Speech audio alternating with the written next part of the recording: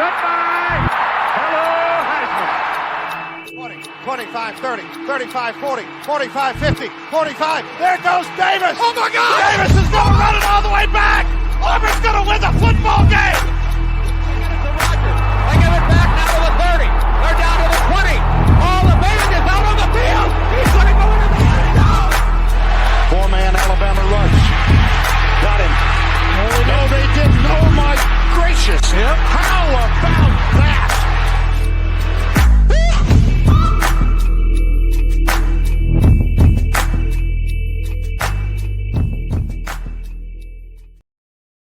Welcome in one and all to another edition of the Three Technique, the college football podcast at the intersection of the X's and O's and the Jimmies and the Joes. Mitch Mason, Trey Reeves here with you tonight. And Mitch, we're wrapping up Big 12 week. We've got the Contenders tonight on the show, the top 5 as voted on by our Jimmies and Joes in their preseason power ranking poll that we put out a few weeks ago.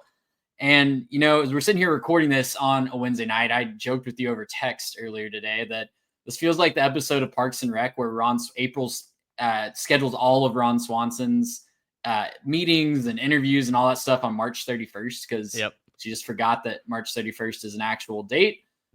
We've been jam-packed this week, my friend. We've been recording our shows. We've been traveling the podcasting world with guest appearances. I got to be on Gridiron Uncensored talking Texas A&M, and you are going to be on the show tomorrow night, Updog Sports Talk. We're just worldwide right now, it feels like, as we're wrapping up preview season.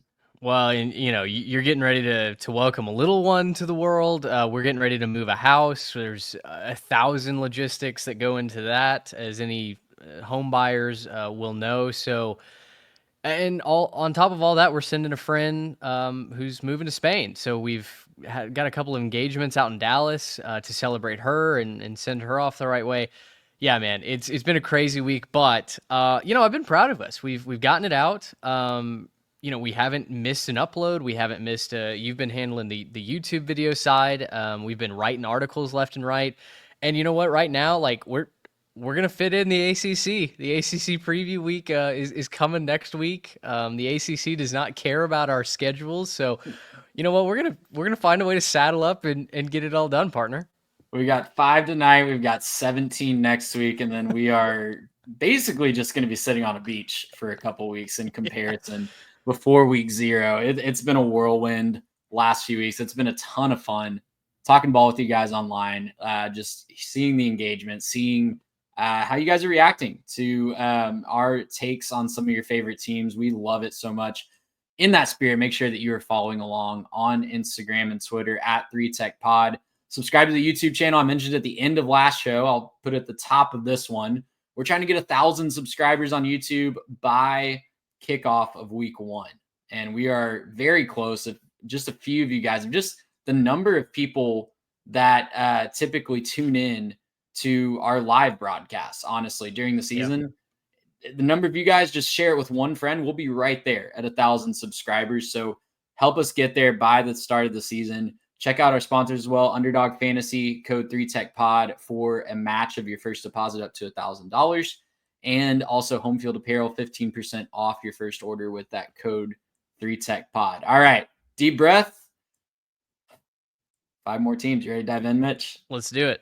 All right, here we go. We're going to start tonight with the 5th ranked team in our listener power rankings, the BYU Cougars. And man, it felt like a quiet offseason, honestly, until about mid-spring. And that's when all the Jake Retzlaff information started coming out. We don't have to rehash all the legal mumbo-jumbo here or point fingers or try to figure out, get to the bottom of what actually happened there. That can be done on a number of other podcasts. But the bottom line as it pertains to BYU this year is Jake Retzlaff will not be suiting up for them. He's down at Tulane, and they will now have to find a new quarterback. Now, Retzlaff, in my mind, I kind of went back and forth on what I thought this meant for BYU this year, because to me, he's kind of that prototypical just kind of gamer quarterback. Mm-hmm. He's going to put up good numbers. He's going to sling it around the yard. He put up some nice numbers with his legs as well last year. But at the same time, he threw 12 interceptions, wasn't as consistent as you'd want him to be.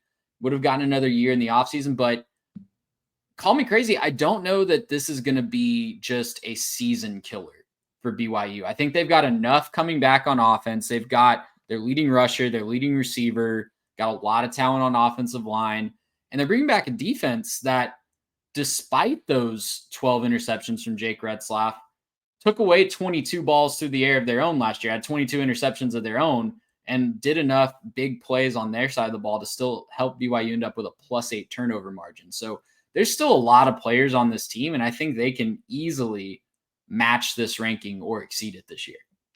Yeah, I think, last year was such an interesting season because there were a lot of questions about Kalani Sitake's job status coming in, right? Would the favored son actually be kicked out of the nest? There were some folks that said, well, you know what, like BYU wants to win in the Big 12 and they might have to remove Sitake after a disaster of a 2023 season to get there. And there were others that said, no, give it time. And that latter camp ended up being proven right. We were there, as we've talked about many times, against SMU when they just flat out bullied the Ponies offense. They would not allow SMU to consistently move the ball. And sure, SMU shot themselves in the foot time and time again trying to get a ball into the end zone. But the defense was extremely physical. The offense was good enough, especially on the ground game, and they were able to reel off 9 wins in a row to start the season. Now, to your point about Jake Retzlaff, gamer, I think, is the perfect way to describe him because you look at the numbers and he's not an efficiency merchant. Just a little bit over 50% completion, 20 touchdowns, 12 interceptions. He had a flair for the dramatic, to be sure, but he was not a guy that you looked at on paper if you did a blind resume and said, that's who I want quarterbacking my team if we're going to go win a conference championship. So as the line plummeted for BYU as that news came out and it became very clear that Retzlaff was no longer going to be with the program, BYU was listed as one of the top contenders, and that's why they're here at 5 in our Jimmy's and Joe's ranking, right? Now the over-under, I believe, is all the way down to 6.5, and the money seems to be coming in even on the underside of that. But here's why I think that might be the casual reactionary football take. And I had help here from a BYU beat writer and Terrell Williams, who put together an excellent thread of the quarterback options that BYU has still on the roster. I would highly encourage folks to go over to our Substack when this episode comes out. Obviously, the written preview comes out with it, and I've linked to that in that article. I would go read that. You'll see the deep dive in much greater detail than what we'll break down here tonight. But essentially, 30,000-foot view. They have freshman Bear Bachmeier, who's a physical specimen, transferred from Stanford, I believe, and is now... Bear and his brother, he has an animal brother. Tiger. Tiger, yeah. Yeah. So the brothers Bachmeier, not including Hank, who I believe has exhausted eligibility, are at BYU. You have Utah State transfer McKay Hillstad, and then pocket passer Trayson Bourget, and I believe I'm saying that right. Again, BYU fans, if I got any of those names wrong, please let us know in the comments. But essentially, Williams goes down to break down not just who they are, but also kind of their tendencies and what they bring to the table. And while I think that early on, BYU could probably have some interesting games or quarters or halves, what have you, as they try and figure out who is going to be QB1. I think over the course of the regular season, the Cougars are actually going to be just fine. You mentioned they bring back LJ Martin running the ball. The offensive line brings back 3 of 5 starters. They're going to have new tackles, but the interior is intact. So from that standpoint, I think that BYU is still going to be able to be physical in the trenches. I still think LJ Martin is going to be able to run the football. And they've got 3 somewhat talented passers, even though these guys may be relatively unproven. They're guys that at one point or another had some acumen, joining whether it was BYU or in Hillstead's case, Utah State. So the sky is not falling. I don't believe in Provo. There is more unknown and more to prove from the quarterback spot. But, what team around the SEC or the Big Ten isn't kind of in same waters, right? Yeah, absolutely. And that's why I don't think this is going to sink them. And then you add all that to the fact that they're bringing back a lot of talent on the defensive side of the ball is too. I think Isaiah Glasker and Jack Kelly have the potential to be a top 5 linebacker duo, not just in the Big 12, but maybe even in the country. When you look at the production that they put on the field last year, they've got a lot of turnover on the defensive line, but they're bringing in starters from other programs there too. They had a top 20 pass defense last year. Like I mentioned, they picked off 22 passes. Don't think they're going to necessarily replicate that and have the turnover luck that they did last year, but there's a lot of talent on that defense. And when you look at some of the game by game stats, that was the defense that was keeping them in some of those games. That game against Utah, where the offense kind of sputtered a little bit. Several others down the stretch last year where the defense is leading the way, right? The SMU game, like you mentioned at the very beginning, that kind of sparked the run. So this is a team, I think that you can buy low on and maybe find some value, especially in that 6.5 over under. You look at the schedule and they don't have as tough of a non-conference slate as they did last year, but it is a little tricky. They host Stanford. Yeah. I don't know what Stanford's going to be this year. Anybody? I don't think Stanford knows what they're going to be this year with an interim head coach. They go to ECU, which I commented on an earlier episode this summer was a weird game, and I was corrected multiple times in the YouTube comments and on Twitter that this has actually been a fairly frequent series that BYU and ECU have played. So my apologies for missing that in the past decade or so, but they have played relatively often, and that surprised me when people told me that. But they go to East Carolina, very tricky game there, and they follow that up the next week playing at Colorado, another team that just could be really good or could be struggling to make a bowl. So it's a tricky start. I think there's a strong possibility that they're at least 3-1, maybe even 4-0 there. And then they host West Virginia for an opportunity to get a 5th win and maybe even be bowl eligible by October 11th when they go to Arizona, another team that you and I have kind of low in the Big 12, but Jimmy's and Joe's have a little bit higher. Yeah, it's an interesting start. You could certainly make the case that they would run the table and go 6-0. And I think if Retzlaff was still on the roster, I think the vacuum would say, BYU starts this season undefeated, at least through the first half. The only thing that concerns me about those first 6 games is that the 3 road trips are kind of weird places to play. Greenville is going to be interesting. Now, East Carolina had a couple of players like J.D. Lampley get in some legal trouble. Lampley's going to be a big part of what that pass rush needs to do. We just don't know what their status is going to be for the season. Suspended indefinitely is all we know at the moment, which is a tough look for the Pirates. Colorado, we talked about in the last episode, could be some good, could be some bad. Probably somewhere in between. We expect them to make a bowl game, and getting that game at home certainly helps the Buffs. And then going to Arizona, the one area that I do think BYU could be in trouble is if any of these contests turn into shootouts, right? Because even at their best last year, we didn't really necessarily see that offense just start scoring a bunch of points. 31 points a game was what their average was. They were a top 40 offense, but a lot of those drives were defense aided. They had a lot of drives that started in plus field position because of those interceptions, because of those turnovers fixed. They had special team scores, like the Kansas State game got out of hand in a hurry, and that was just a cavalcade of errors for the Wildcats. So all of that to say, long-winded way to say, the ball definitely bounced the Cougars' way multiple times last year, and it papered over, I think, some inefficiencies that the offense had. Could they take the step forward this year with a new quarterback? Absolutely they could, and I've given you the case for that. I do worry about the defense and the fact that it's experienced players in the back end, guys that have taken snaps for BYU, but none of their primary starters return in the secondary. The other thing that I'm concerned about is the pass rush. They were 98th in sack production last year. I don't really know if that's going to improve all that much this year. Logan Latui, again, apologies if I pronounced that incorrectly. He comes back at edge. I think he missed most of last season, I want to say, due to an injury. But regardless, a better pass rush in year 3 of Jay Hill is going to go a long way in helping the Cougars replicate a top 15 total defense.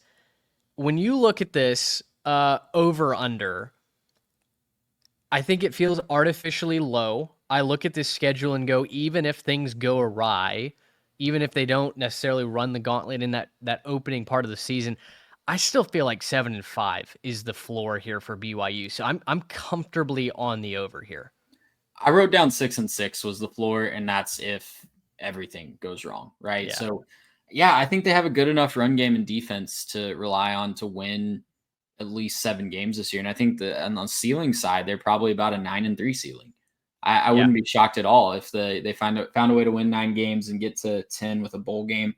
I want to highlight the back half of that schedule really quickly because it does get tricky around late October, early November. It's Utah at home in the Holy War, at Iowa State, a bye week, at Texas Tech, and then TCU back at home. That's by far the toughest 4-game stretch on the schedule. You're hoping to find a way to split those, I think, if you're BYU and you're just looking at that right now. Maybe win the home games, win the rivalry game.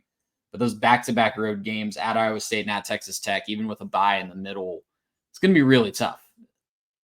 Yeah, it feels like they're road games, much like Texas Tech. We'll get to the Red Raiders at the end of this episode, but much like the Red Raiders, the hardest games for BYU are on the road. And there's not really one other than Utah that I look at and go, man, that would be nice to, like you could flip the Utah game. You could go on the road. They won that game last year in a classic in Salt Lake City. Utah is, a little bit of a toss-up this year. We like some of the pieces going on for the Utes, but when it comes to the real contenders, Iowa State, Texas Tech, even Cincinnati on the road at the end of the year, like with the offense that the Bearcats hopefully will put together, it's a tricky stretch run. But I believe in Satake. I think he did a huge job to win over the locker room and kind of reaffirm his culture there. And if they can get the defense back up and running and playing to their standards, just like they did last year, and as long as the offense doesn't have the wheels fall off, I think the Cougars are going to be a dangerous out this year. I'm right there with you. I'm taking the over on BYU. I'm going to buy low and get some value there. For our next team, let's go up to Manhattan, Kansas, and let's talk about the Kansas State Wildcats. Kind of a surprising record last year. I know they've lost 4 games kind of reliably the last few years, but it didn't feel like an 8-4 regular season to me last year. And you look at the stats, and they were outgaining opponents pretty often. They were winning the little things, but just coming up short on the scoreboard somehow. So it feels like bad turnovers from Avery Johnson were definitely a factor in that. You mentioned the BYU game when we were talking about the Cougars. And just bad turnover luck, some injury mishaps here and there. But at the end of the day, you are what your record says you are in the Big 12, and 8-4 is how they shuck out. And they won their bowl game to get to 9 wins. But I think this is certainly a team that has higher aspirations this year, in year 2 of Avery Johnson being the starting quarterback. To me, the biggest question, and maybe the only question on the offensive side of the ball, is going to be, can he take that next step as a passer? I'll let you talk about Avery here in just a second, but the rest of the offense, to me, I know they lose DJ Giddens. I'm really excited about Dylan Edwards stepping up. It's going to me, it feels like DJ Giddens himself stepping into the Deuce Vaughn void a couple years ago. I think they'll be fine there. They have their leading receiver, Jace Brown, back, and they are rebuilding the offensive line a little bit. But our biggest concern about them last year was replacing 4 starters on the offensive line. And all they did was average over 6 yards per carry on the ground and only give up 13 sacks all year. So I'm giving them the benefit of the doubt on the offensive line until proven otherwise. But circling back to Avery, he had his moments, but just really, as a young kid, he was only a sophomore last year, still struggling to put it all together and really consistently be that passing threat that the Wildcats need. So in your mind, do you think he can take that next step this year? Boy, it's a question that may determine the Wildcat season and Kleiman's kind of trajectory with this ball club, because in the wins, Avery Johnson was awesome. 25 touchdowns, 10 interceptions on the year. He could create first downs out of thin air with his legs. Really a fun piece to have leading your team as QB1. But it was his first year as a starter, and so there were growing pains. And there was a remarkable difference between Johnson's performances in their wins when the offense scored over 38 points a game, and in their losses when they didn't even get to 16 points per game. Johnson threw 6 of those 10 interceptions in 3 of those losses. The only loss that he did not throw an interception in was the Farmageddon game at the end of the year. Wasn't super efficient, I believe, threw for less than 50% pass completion, but didn't turn it over. The offense just really couldn't get anything going in a 29-21 loss. So that's kind of what's in front of you as a Kansas State fan. And you've got to put a lot of trust in Matt Wells and this offense to allow him to take that next step. Now, you mentioned the offensive line, 3 new starters, or I'm sorry, I think is it 2 or 3 new starters, a couple new starters along the offensive line joining. Offense performed admirably last year, even with plug-and-play starters along that line, and Kansas State has a reputation of being able to build offensive lines really out of thin air. Last year, they were 11th in rushing. You kind of expect them to do a lot of the same numbers this year, not only because Dylan Edwards is back, who averaged almost 7.5 yards a carry last season, but they bring in Antonio Martin Jr. from Southeastern Louisiana. He rushed for over 1,200 yards last season as well. So they've got a dynamic backfield. Jace Brown is their leading receiver coming back, but they also add some big play threats. Jernan Bradley from Boston College, he was a Texas Tech transfer the year before that. And then Caleb Medford from New Mexico transfers in as well. That receiving trio collectively averages more than 15 yards per catch. The numbers are just insane. So not only are these guys able to create some separation down the field and get open, but then they're also able to elude contact, get those extra yards, make big plays happen. That's what you've got to be really excited about if you're a Wildcats fan, because if your running game does open up the downfield pass, it makes it a whole lot easier for Avery Johnson to complete those nice chunk plays if he's not having to throw into tight man coverage or into double coverage with that safety lurking over top. So there are a lot of ways I think Kansas State can kind of free Johnson up to cook. I think his legs are going to be an important piece as well. I'm excited to see how he continues to evolve as a dual threat quarterback. But yeah, the Wildcats offense, it's loaded. The question truly is going to be, will they disappear again? In those losses, like I said, less than 16 points a game, it just, for whatever reason, in the biggest moments, kind of felt like the wheels fell off. If they can get towards where they're raising the floor, that defense should be a lot of fun again, especially in the front 7. I'll let you talk about the defense in just a second, but to me, this offense has been building to this year. This is Avery Johnson's junior year. Mm-hmm. He split time a little bit with Will Howard, and they let Will Howard go to Ohio State so that he could get reps last year and not leaving the transfer portal. They've been building this year. They've been building and accumulating talent, not just through the portal, but also they've gotten some big recruiting wins on that side of the ball recently. Avery himself was a big recruiting win. A lot of people around the country wanted him. Sure. They got the number 1 tight end in the country this year, Lincoln Cure. Lincoln Cure. Yeah, 5-star, number 1 tight end in the country. Don't necessarily expect him to contribute right away because tight end is kind of a hit or miss position for freshmen to jump in. It's a really difficult one to learn at the college level. But my point is that they're adding talent every way that they can on the offensive side of the ball. Jumping back to the defense, I agree with you on the front 7. I'm really excited about that. But it does feel like they've kind of underachieved on that side of the ball the last couple of years. Again, consistency has kind of been an issue at times. You look at some of their losses last year. I wouldn't necessarily say many of them were because of the defense. BYU especially, they're obviously the offense is shooting themselves in the foot, and the defense can't really do a lot about that. But, you have other instances last year, just times where you just can't get off the field consistently has been a problem for Kansas State. The yards rack up, the fatigue wraps up. What is the outlook there on that side of the ball this year in your mind? Yeah, so the biggest loss that they had was Brennan Mott, who goes to the NFL. He's a San Francisco 49er now, and he was their leading sack artist. He was their biggest threat off the edge. They do return 4 of their top 6 tacklers, specifically when it comes to tackles for loss. And I think their linebackers are good. They've got Desmond Purnell, Austin Romaine are both back. So in general, I do like the front 7. I think they're going to be able to hold their own, and hopefully you'd like to see them continue to get into the backfield, especially in a conference where quarterback play is so key and there are so many veterans. You've got to be able to knock these guys off their schedule. Otherwise, they're going to pick you apart all day long. And that, I think, is maybe where this season is won and lost on that defensive side for Kansas State is the secondary.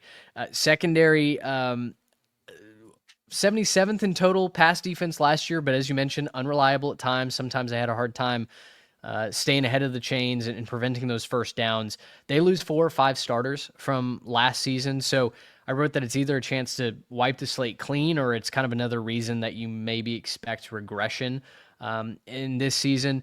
One of the names to know is Quay Moss, West Florida transfer. I believe he plays the nickel for them because at West Florida, he was not only a defensive back, but an absolute terror with tackles for loss, blitzing into the backfield and bringing down the ball carrier. So a very versatile piece that I think they really like on that back end, but a lot of questions, I think, for Kansas State, a lot to prove early for that secondary. And they're going to get an early test with that secondary when they face Rocco Beck in Iowa State.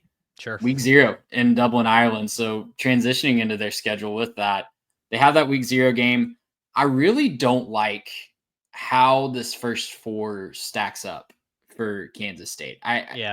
Breaking down the schedule, they have, of course, the week 0 game in Dublin. There's going to be tons of travel fatigue involved with that. They come back and play North Dakota on a week's rest, which is fine. North Dakota's a challenging FCS team. You never really want to play a Dakota of any sort in your non-conference because they can jump up and get you if they're not careful. But of the Dakotas, I think they're the one that you would maybe want to choose. But then after that, they host Army. And you think about just the beatdown of travel, having to get up and play North Dakota, not really necessarily looking ahead to conference play just yet. But then the next week when they play Army, they've got conference play right after that. Maybe you're overlooking the Knights and you're sleeping on them, and they come into your house and really ram it down your throat a little bit. That's a difficult matchup. I hate playing option teams just as a principle. So just one to circle, one to keep in the back of your mind. But then after that, even to wrap up this 4-game stretch, it's a short week road trip. Yes. To Arizona. So it's just whoever designed the schedule, Big 12 office, the K-State AD, whoever it was, just really was trying to make it about as difficult as possible to start the year.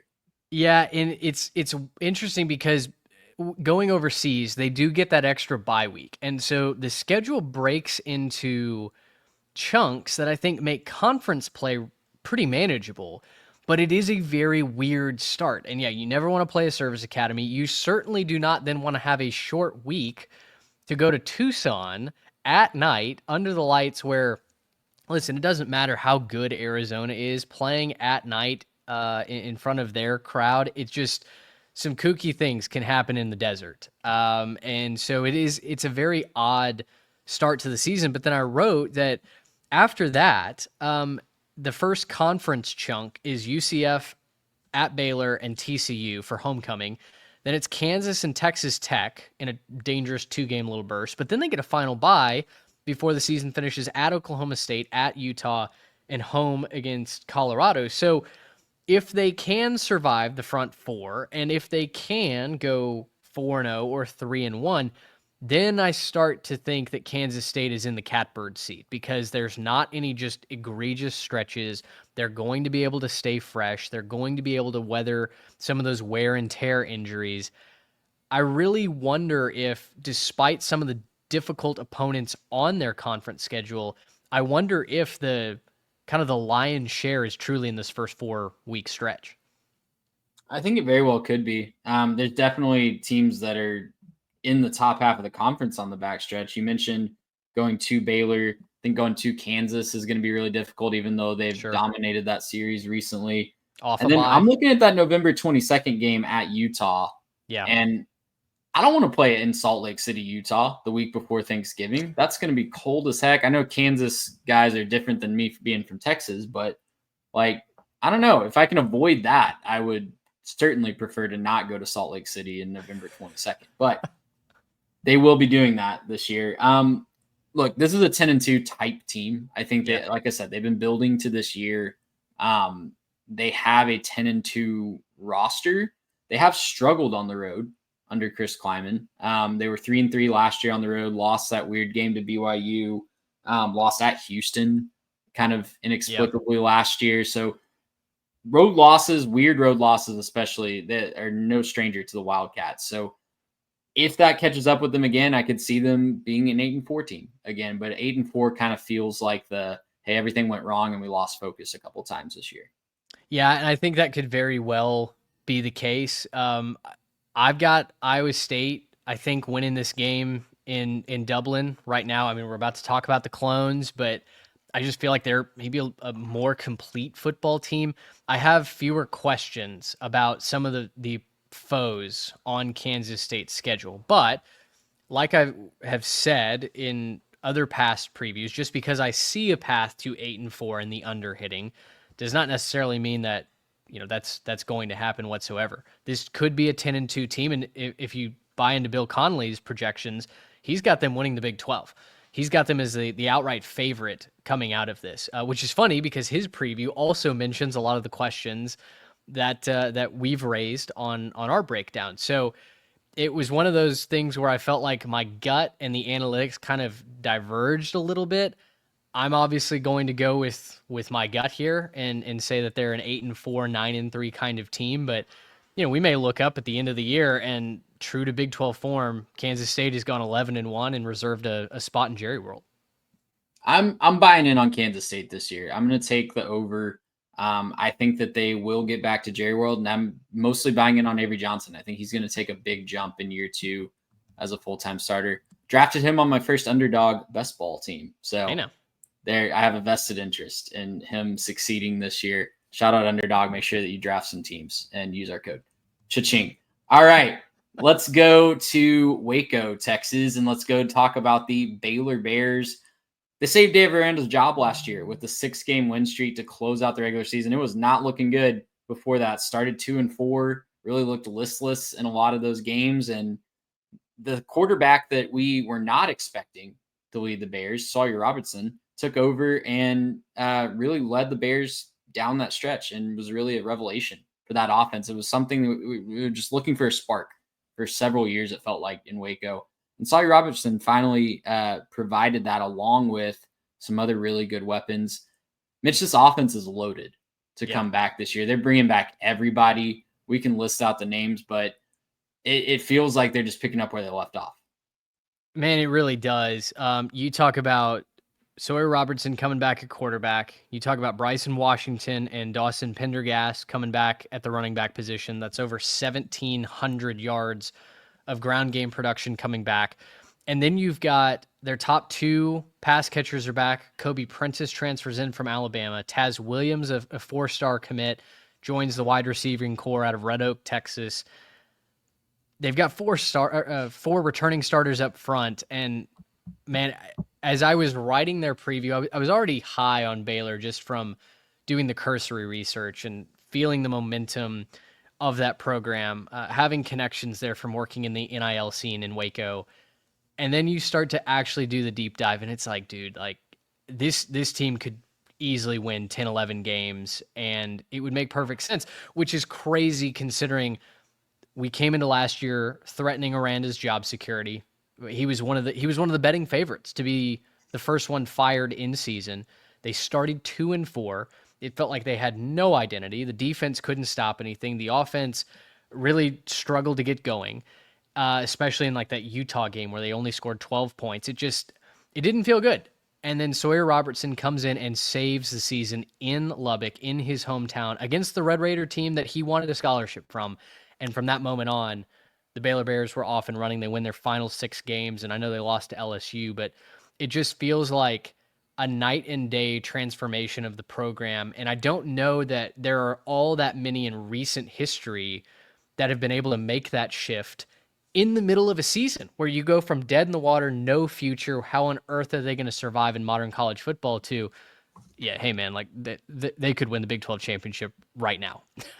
Yeah, they come home from Ames after losing 43-21, and you're just thinking, yeah, this is it. Like, we're just waiting on the ESPN notification. And I always talk about on this show how once you're on the hot seat, it's incredibly difficult to sustain getting off. Like, once your fan base has kind of given up on you, or once the narrative have shifted on you in that way, it's really hard to get off that hot seat and really prove that you can have sustained success. But I mean, yes, the schedule lightened up down the stretch, but they still beat some good teams. They beat Texas Tech. They beat TCU. They won the Texas State Championship in the Big 12, actually. They completed the trifecta by beating Houston. But, yeah, I mean, yeah, we just don't see what we saw. So it's hard to not get excited about Baylor coming into this year. You flip over to the other side of the ball. They lost some dudes up front. They're kind of going through some transition there, but I like the pass rush duo of Jackie Marshall Jr. and Devontae Tizino. Mm-hmm. And they've got a bona fide star at linebacker in Keaton Thomas. He's a playmaker and making plays both against the run and against the pass. So, yeah, as you look at that defense, I guess the only question is maybe the secondary, but what do you see as the question mark on that side of the ball? Yeah, if there's one position group that it's, go prove it, it's the secondary, just mostly because that secondary has been so bad over the last couple of years. The secondary, without a doubt, has been the thing holding this team back. They were 94th in pass defense last season. It was not good. But they go to the portal and they get Calvin Simpson-Hunt, a local kid from Waxahachie who originally was actually committed to Texas Tech. And then everybody found him when he finally got a star designation, and he ended up going to Ohio State. Didn't really play there. So he transfers down to Waco, and he's got the size and the speed to be a difference maker at corner for the Bears. They get a couple of Big Ten guys. Devin Turner comes down from Northwestern to play safety, and then Tyler Turner, I don't think any relation, comes over from Oregon. You mentioned the linebackers, and specifically you mentioned their star, Keaton Thomas, who had a historic season at Baylor. I think like 114 tackles. He was just a menace in the middle of that Baylor defense. He gets help this year, and they've got an edge rusher in Amarian Winston from Oregon who should be a terror off the edge. Trayvon Barnes was an all-Sun Belt player at FIU last year. He's in the linebacking core. And then Phoenix Jackson, who I believe started at Auburn and then transferred out to Fresno, spent last year playing for the Bulldogs, and now comes back to Texas to play for Baylor. So they did a really good job, I think, loading up where they had some holes, they had some departures, and they go and get a guy from Texas A&M and Tamanu Pepe, I think is how you say his name. Big human, large 400 human. pounds, right? Yeah, that's going to play defensive tackle for them. Samu Tamanu Pepe, I think is how you say his name. Apologies on the first try. So to me, it felt like the biggest linchpin of all of this, honestly, Trey, was them getting on board with NIL. And, I've talked about this in our other Big 12 episodes. They were so staunchly opposed to NIL and doing anything that resembled bringing players in for anything other than the love of the game and the love of Waco, right? Like there was nothing other outside of their affection for the gold domes on campus that was going to get them to recruit players. And now they've made a lot of 5 stars that love Shiplap and Chip and Joanna. Nice weekend spot, I guess, to take the misses. But yeah, like if you want to win a championship, Waco had not been an option for the last several years. Outside of 2021, obviously I'm not forgetting that, but it definitely pre-NIL though. That was the end of the pre-NIL era. And yeah, exactly. And so to see them fall off as much as they did, and then to make this comeback and to be wearing the shirts out at practice, we pay players. It's been such a fascinating watch from afar. And honestly, I'm excited for them. There's a lot of really good people behind the scenes that have put in a ton of work and a ton of effort to make Baylor a professional style organization, to have a, general manager helping run things over there, and, to get football back front and center. And I think they're going to be a hell of a football team this year. I think the talent stands out. I'm excited for my Baylor friends. The only thing I'm tempering my expectations is when you look at their schedule, because it is one of the more difficult ones in the Big 12. It's tricky. That start, man. The first 6 games of the season without a bye week, they're going to play some bona fide, not just conference contenders, but playoff contenders, and maybe even one of the biggest dark horses in the whole country in the Auburn Tigers week 1 on a Friday night.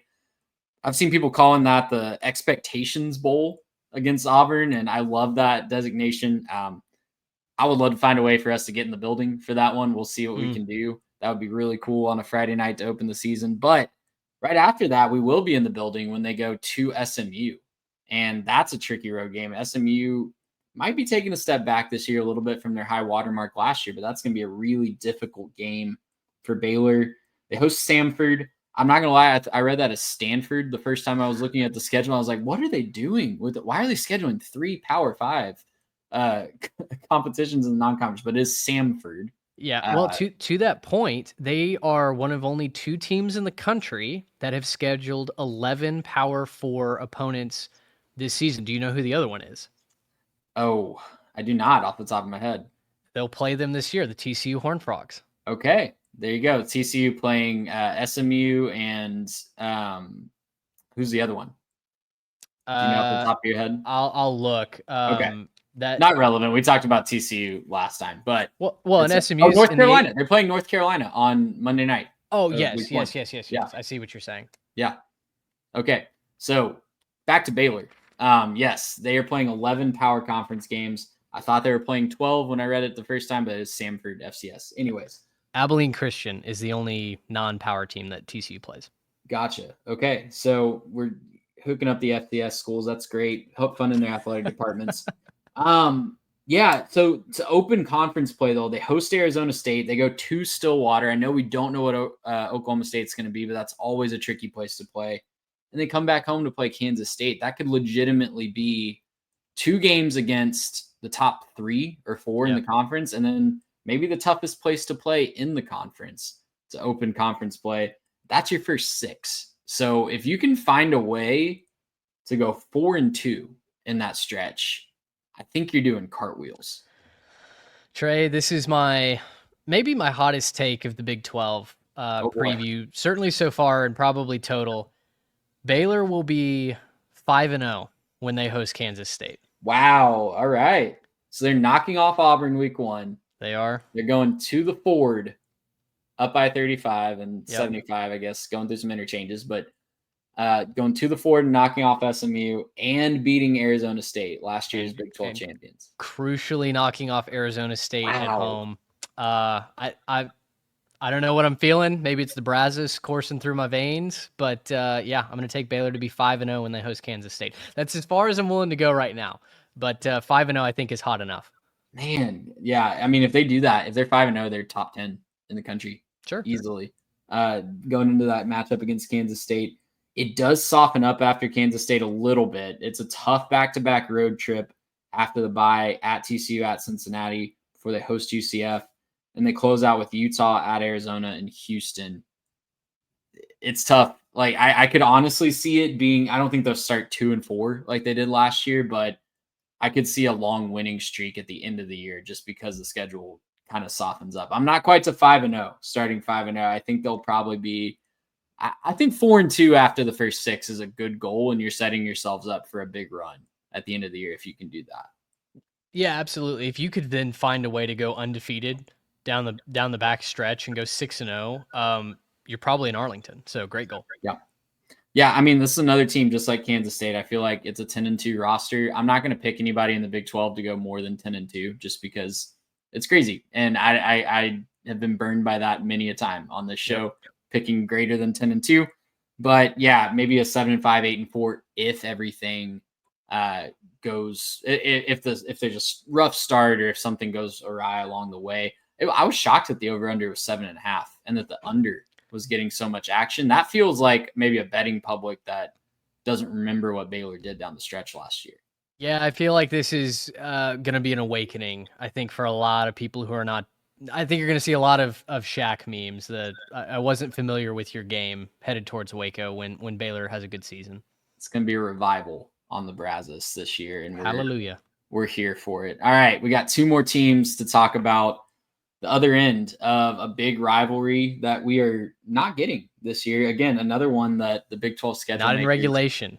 Not in the regulation. Okay, maybe teasing something there for Mitch when we make some predictions here in a little bit. Let's go up to the Plains and talk about Texas Tech. Man, what an offseason it has been for the Fighting Cody Campbells up in Lubbock. I tease that, Texas Tech fans. You are not the only ones doing it. I know that that's a soft spot, but you guys are just the only ones that we know who the name is in the entire country. Everybody else is just staying in the shadows. So Yeah. we got to take the low-hanging fruit joke. I apologize. No shame in what you're doing. It is exactly how you win in 2025, and I think it's amazing. Anyways, back to the on-the-field stuff. Mitch, I wrote down in my notes that maybe the only question I have on this offense is if Behren Morton can stay healthy, because they feel like a team that's pretty much loaded everywhere else. I agree with you. They plain and simple went and bought the best talent that they could bring to Lubbock. And, we're a long way removed from the sliced bread allegations in College Station. And, oh my goodness, this, roster costs $10 million. This roster costs $20 million. We know for a fact that Texas Tech's roster costs somewhere between $25 and $30 million this season. That's going to be fact. And while other, collectives may be running their softball pitching staff, by the way, that's not even getting into football. That's right. So, other collectives may be running stuff through the Seychelles, and you're right. Tech is just running it through the sweet oil money that Cody Campbell has. I wrote that 2024 was a watershed moment for Texas Tech, not because of the wins and losses, but because their donor got so fed up with watching the offensive line specifically underperform that it galvanized him into action. And he's forever changed the sport by responding to a tweet. Cody, go buy us an offensive line. And he replied 2 words, I will. And he did. And Cody Campbell, real quick, Mitch, Cody Campbell is just doing what all of us would if we were in his position. You're telling me, like, if I had his net worth, like whoever A&M wants in the portal, we're getting whoever they want out of high school, we're getting them. Absolutely. Just for the fun of it. Some people go spend their money on art and, fine dining. Cody Campbell's a former Texas Tech Red Raider offensive lineman who wants to see beefier dudes in the trenches. Like, do you want another yacht or do you want a 5-star linebacker? You can only name so many watercraft Bodie McBoatface before it gets a little old, right? So, yeah, it's truly a testament to, so many things. I will say this, shout out to our friend Shahan Jayaraja, who wrote a spectacular piece on CBS Sports. Please go read that. It went like triple platinum, super viral the first day that he put it out. He spent time in Lubbock and did a deep dive into the whole thing. Cody Campbell and his relationship to the program and his decision to fund the NIL and basically go out and make sure that Texas Tech has every resource available to go win not only a Big 12 championship, but to compete for a national championship as well. Trey, that doesn't even include the nearly $250 million facility that they just opened up as well. It's popping in Lubbock right now. But back to on the field. Yes, Behren Morton and his health truly, I think on paper is the only question. And last year it was health plus performance. This year I think it's strictly down to health because Morton throws for over 3,300 yards. They had the 4th best scoring offense in the country, a top 10 passing offense. Morton was pretty efficient with the football, 27 touchdowns, 8 interceptions. They had that scare against Abilene Christian and the Fighting Maverick MacGyvers. I don't see that on the schedule this year because the offensive line has been fully built out of the portal. They went and got kids from all over the country. Heck, they even claimed a freshman Big 12 All-American in Cash Cleveland from Colorado in the spring portal. Said, you know what? We'd like another one. Let's go get this guy from Dion's program. So the offensive line has been rebuilt. They are obviously replacing a big piece in the running game.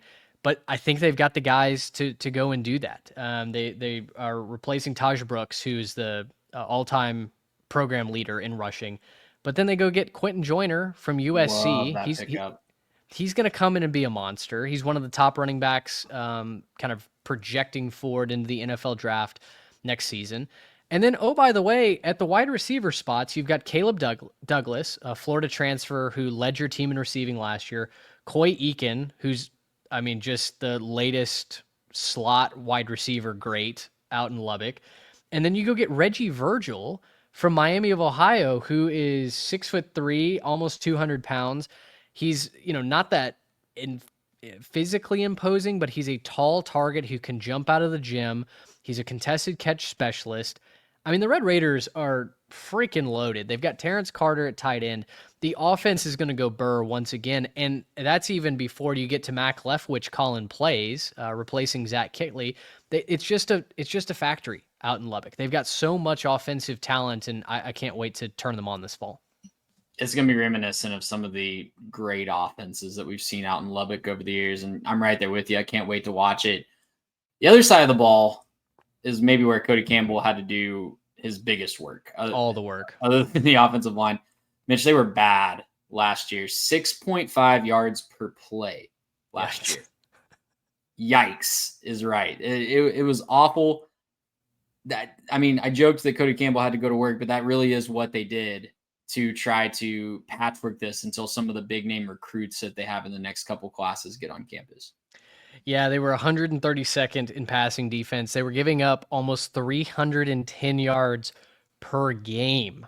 Just a shocking total. They were okay in run defense, 73rd in the country, but 121st in scoring, almost 35 points a game scored on that defense, and 126th total. So, yeah, it wasn't good.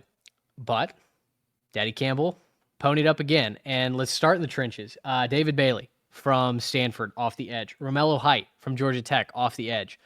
That is, I think, as good of a pass rushing duo as you're going to find, not only in the conference, but right up there in the country as well. They get all Big 12 performer Lee Hunter to come over from Central Florida. He's going to play defensive tackle, help shore up that run game.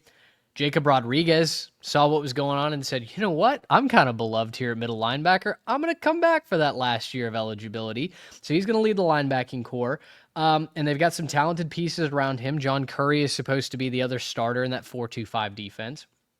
And then in the secondary, they go and add Bryce Pollock, a nice cover corner from Mississippi State.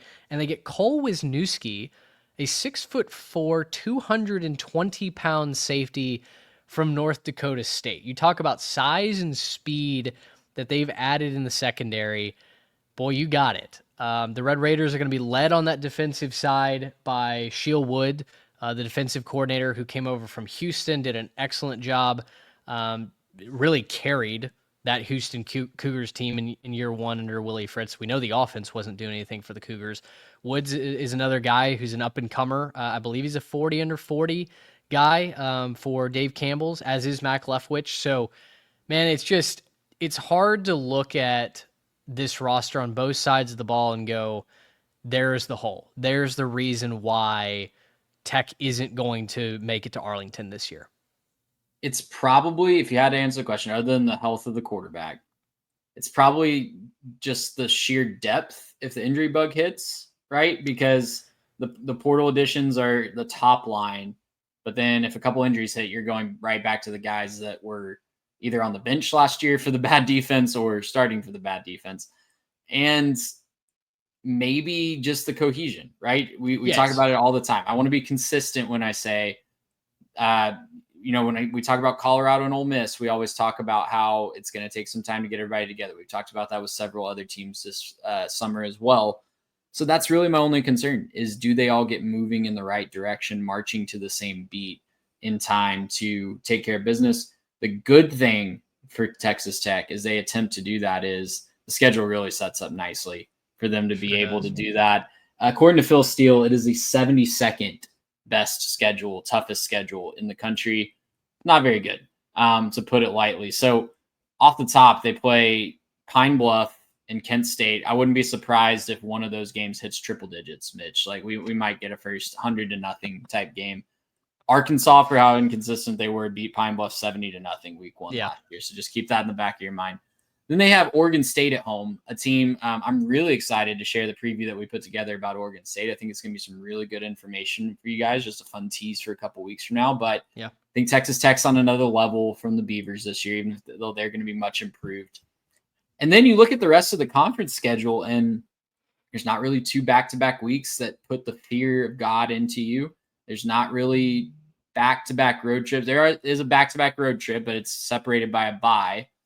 It sets up really nicely for a run, and that's why the over-under is at 8.5 and getting a lot of action on the over. Yeah, the only thing that doesn't feel like it falls their way is the toughest games once again are on the road at Utah. They're at Arizona State. They're at Kansas State. They do get BYU at home, which is nice. They have to go on the road to Morgantown to close the year. By that point, West Virginia's probably a 3-2-1 Cancun team, but you never know. It's Rich Rod, right? And there's obviously a culture change that's taking place in Morgantown. So that's my only cause for pause there with the schedule is those 3 games on the road. I feel like as long as you win one of those 3 games, as long as you don't get shut out on the road in those 3 biggest games in the season, you don't play Baylor.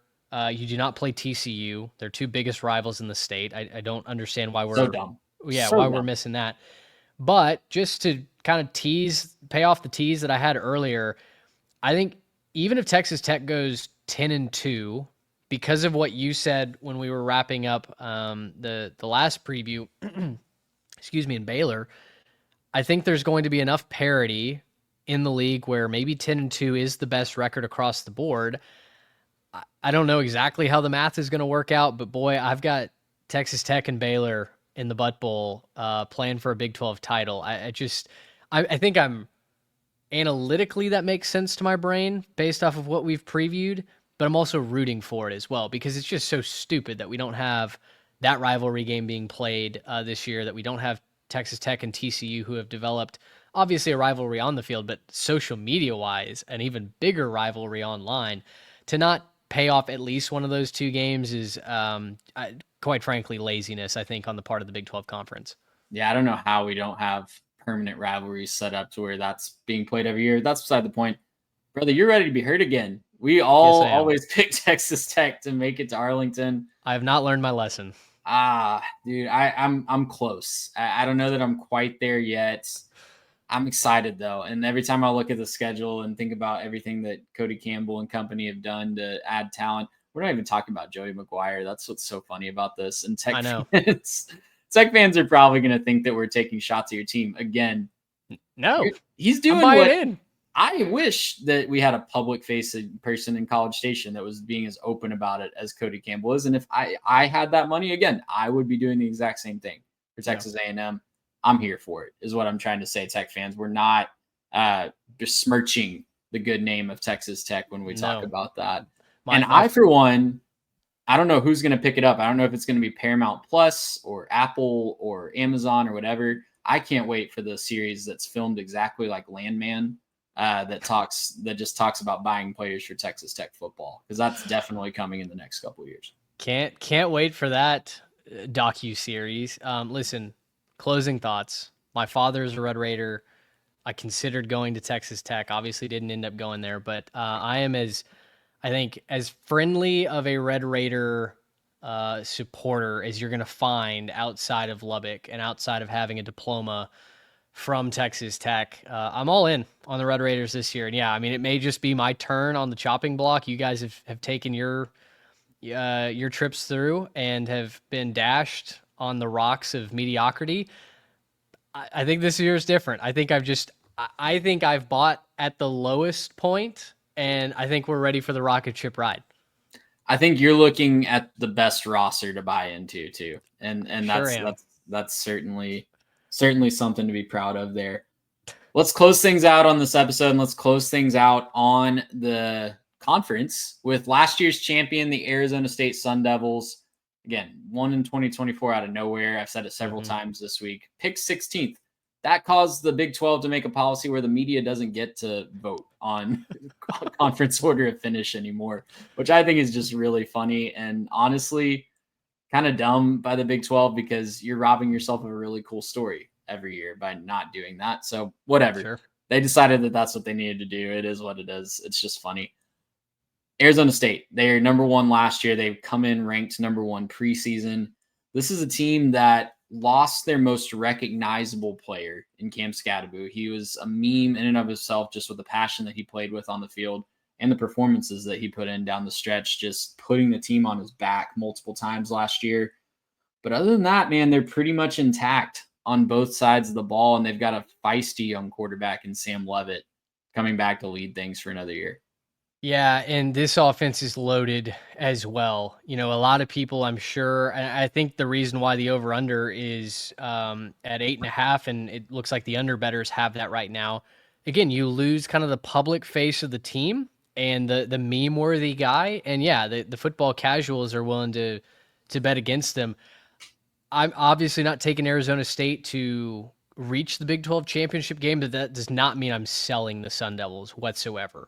Sam Leavitt is a bona fide star at quarterback. He's a gamer. He's a dual threat guy, and he's a guy that is going to figure it out, right? I mean, he helped architect that comeback against Texas in the Sugar Bowl, which, between him and Scatterbo, like, it felt like they were left for dead. It felt like Texas was going to run away with it. And they collectively just kind of decided, nope, we're going to give this one more effort. And, they're a botched pass interference call away from maybe winning that game outright. The running back room is where a lot of the questions are obviously going to center. But you look at who they've got still on the roster, Kyson Brown and Raleek Brown are the two returners. I think that's certainly a great starting point to replace the production from Cam Scatterbo. They're more athletic. They're going to be more of the shifty type than the run through you. But then they get Kanye Udo, who transfers over from Army, and he's going to bring that thunder element that I think Arizona State is going to want. So really a three-headed monster in the backfield behind Sam Leavitt. And, oh, by the way, this wide receiver core that caught almost 3,000 yards worth of passes from Leavitt last year, it's even deeper this season, man. I mean, they've got Jordan Tyson, who led the team in receptions, coming back. He's healthy. But then you get Malik McClain and Jalen Moss to add to this team. Specifically, Moss had over 100 receptions with Fresno State last year for almost 1,300 yards. I mean, this offense is going to be a boatload of fun to watch once again. I have no real questions about the Sun Devils' ceiling when it comes to scoring points. They were top 30 in the country last year, almost 33 points a game. That honestly might even go up this season. The defense was really good against the run. Like so many in the Big 12, they struggled a little bit against the pass. Who doesn't in the Big 12? It's fine. Whomst among us? Whomst among us doesn't struggle against pass in the Big 12. But same song, other verse, right? They bring back a ton of production on the defensive side of the ball as well. Really excited to see what they can do. With a target on their back, honestly. I think that's really my biggest question for Arizona State. They came out of nowhere last year. Obviously, they had a hot start, but lost to Texas Tech, lost to Cincinnati early, and then kind of went on a magical run through the back half of their schedule, knocking off Kansas State, BYU, and Iowa State, 3 ranked teams down the back half. But if you remember last year, Mitch, we weren't really – and if you have guys you want to jump in and talk about on defensive side of the ball, feel free to do that. But my thought with Arizona State is I am interested to see how they do with a target on their back. Because even to the point where we were in like week 12 last year, and we were kind of like, oh, yeah, Arizona State, I guess they could make the Big 12 title game. Cool. Mm-hmm. They have to win a couple games. We don't think they'll win, but they're still alive. Great. That's good for them. But they really came on strong at the end of the year at the right time and put it all together and found a magical run, similar to what Baylor we were talking about last year, but didn't have the, target on their back like they will this year as the reigning champions. Yeah. They lost to Texas in the Peach Bowl. I want to correct myself there before the YouTube comments get flooded. Yeah, I think the defense returns almost everybody from last year. I mean, it's a deep team on both sides of the ball. I like what they bring back in the secondary specifically. I think there's no reason why you couldn't expect Arizona State to figure it out a little bit more on that end. I love Xavier Alford, free safety, who I believe started his career at Texas and then transferred out to Tempe, Houston area kid. They've got a lot of talent. The linebackers are solid. They've got Prince Dorba, another Texas transfer coming off the edge. Clayton Smith is back at 6'5", 250 off the edge. So, man, the only question that I have is similar to what you alluded to.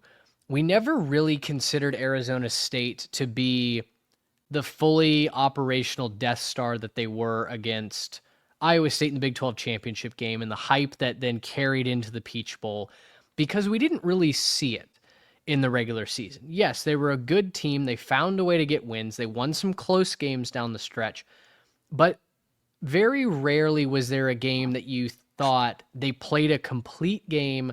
They executed across the board, and this is your conference champion in waiting, right? I mean, they almost lost to Texas State early on in the season. That was as nail-biting of a game as you could ask for, and that was a game that we were looking forward to early in the season because we thought, well, Arizona State, maybe next year, maybe the year after that. But right now, oh boy, they're ripe for the plucking going on the road to San Marcos. And it felt like that kind of air and that kind of expectation just permeated the season, right? Where Arizona State was defying expectations. Oh, you don't think we can win this game? Well, we'll show you. And outside of the Jeff Sims game against Cincinnati, I really felt like they rose to that challenge ultimately well enough. They found a way to win those games. To your point about playing with a target on your back, you are now going to get everybody's best shot. You're not taking anybody by surprise. And while I think experience on both sides of the ball certainly helps with that, it's not the end-all be-all. So for me, the biggest question that I'm looking forward to this year against a team like Mississippi State, that, listen, State's going to do nothing probably in the SEC. You're going to have the talent advantage, I think, as Arizona State.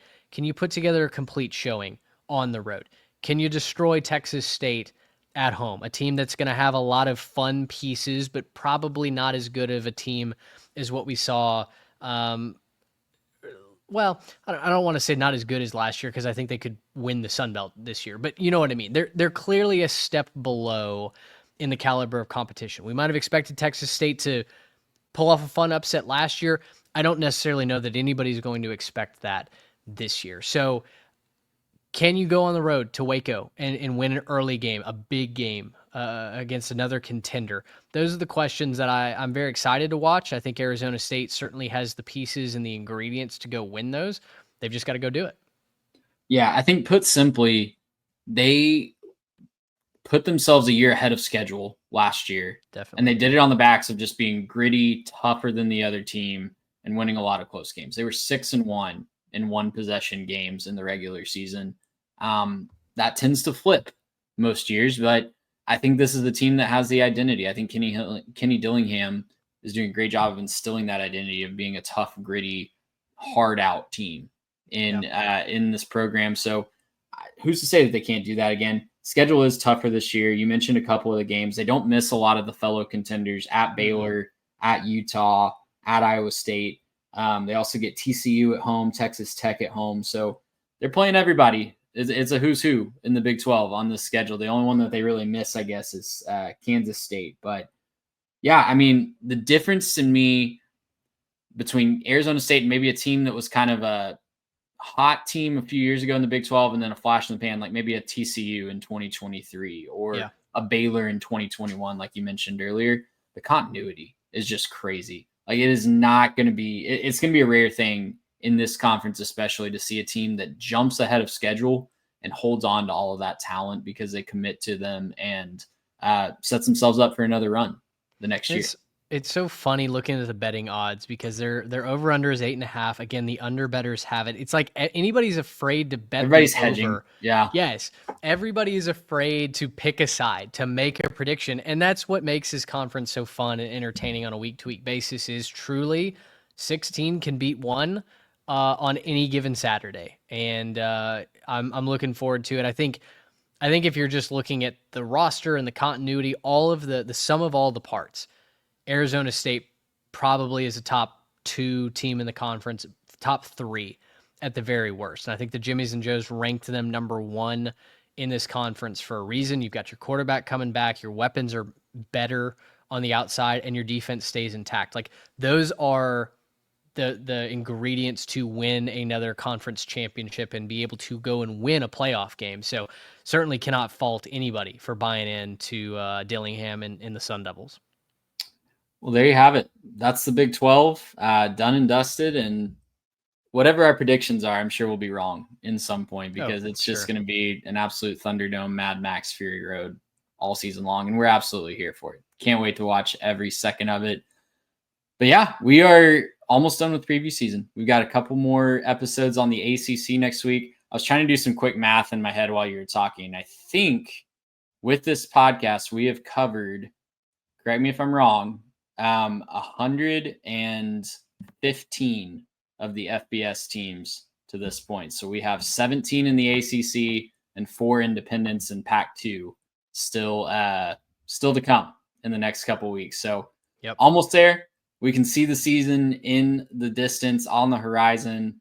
We're almost, I think, as we're recording this today, we're a month from week 0. So that's an awesome milestone to be at and a great place to end it tonight. Make sure you're following along on the social media, subscribe, tell a friend, all that good stuff. But I think that's a great place to end it for tonight. Until next time, I'm Trey Reeves. That's Mitch Mason. See you guys later.